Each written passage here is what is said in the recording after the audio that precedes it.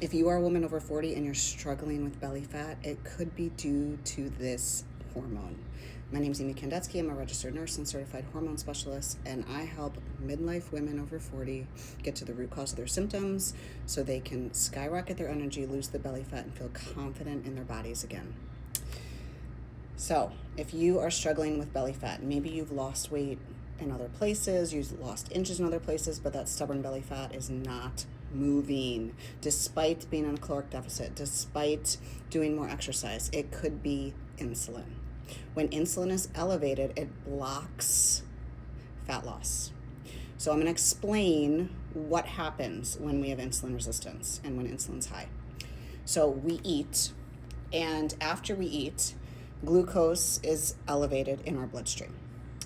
So then our pancreas releases insulin like an Uber Eats driver or a Pac-Man to come and grab the glucose and deliver it to your cells. But over time, through inflammation, which can happen with stress, through certain foods can cause inflammation, aging, this can cause our cells to become resistant to the signal. So we need more insulin, more Uber Eats drivers to do the same job. And over time, it's just like if you have kids and you tell them to do something. So let's say I'm telling my middle child to brush her teeth and she doesn't listen. So then I yell a little bit louder, go brush your teeth. She still doesn't listen. So then I yell even louder, go brush your teeth. It's just like our body and insulin. So insulin's not coming in, pancreas secretes more insulin. Still not going in, pancreas secretes more insulin. This is why we can have a huge blood sugar drop sometimes after we eat, when we just ate an hour ago, because we have all that insulin, and whatever goes up must come down. So if we have all that insulin in our bloodstream, it's going to cause blood sugar to drop. If glucose can't get in the cells, it gets stored in our fat cells, because high blood sugar in our bloodstream is very damaging to our organs. So our body compensates for that by shoving the glucose inside our fat cells. So over time, our cells become more resistant to insulin. And this can happen for many different reasons. It can happen from eating a lot of processed carbohydrates, which some of you are like, yeah, sometimes I do that. But some of you, it's coming from stress. It's coming from cortisol.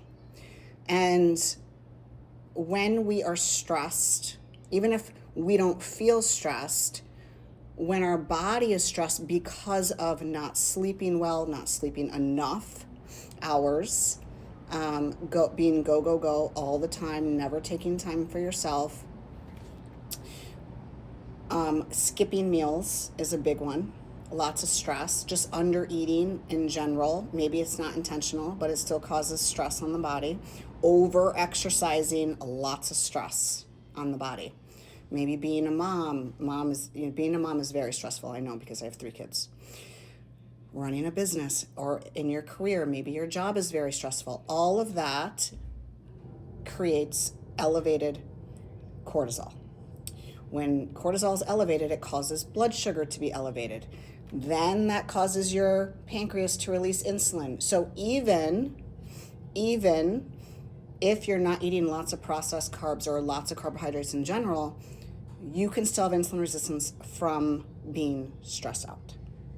And this actually gets worse when you decrease your carbs. So you may notice your belly fat gets worse when you start decreasing carbs, because you're like, well, what else is, what's it going to take for me to lose this belly fat? So now we've already been in a caloric deficit. Now we're decreasing our carbs. This actually causes more stress on the female body. I know. So this is what I teach women to do in my coaching program. I give them a customized nutrition plan, and no, it's not restrictive at all.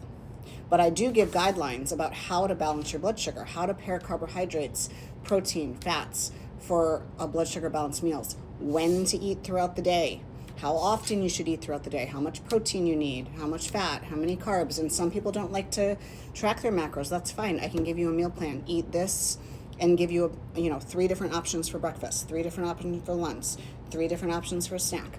And so you have a variety, and especially if you don't like to track your macros.